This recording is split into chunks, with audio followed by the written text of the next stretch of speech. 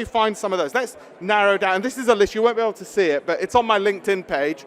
I'm going to put more of the stuff there, so it's all be free and it'll be on there. That's last year. I'm not saying buy these this year. That's over the last year. Now, the fact of the matter is, it is impossible to know what's going to go up 100%. And 100% has a lot of good fortune in it. If the markets don't rally next year, that ain't going to happen. Okay, and if you want certainty, a bank account is the best place to get it, maybe at Starling Bank, right, if you want certainty. What happens is you want to narrow the pool you're picking from so you remove all the bad companies.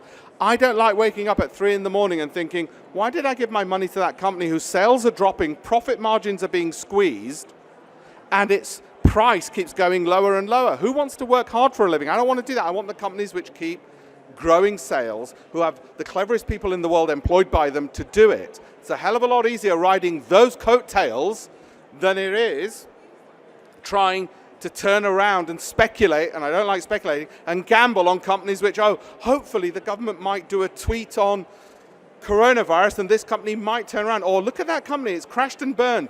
Let's put our life savings in that because it might turn around. No, don't be stupid. We want to look at the valuation, the revenue growth, the things you look at in your own business, cash flow growth. Those are going to be the 3 most important. Well, those things still apply to public companies, exact same rules, same thing. You already know the essence of how to get those returns. And there was a whole bunch which did 50 to 100. Did I know ahead of time they were going to? No, I don't have a crystal ball.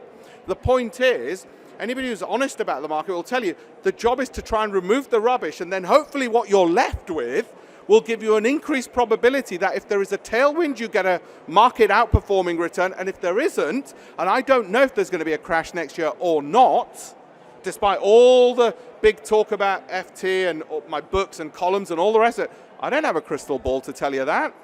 And you know how I know I don't have a crystal ball? Because I didn't see coronavirus. I didn't see the financial crisis. And anybody who tells you they did, they're lying. Or they're lucky. Or they're stupid. It's going to be one of those three. So let's be honest.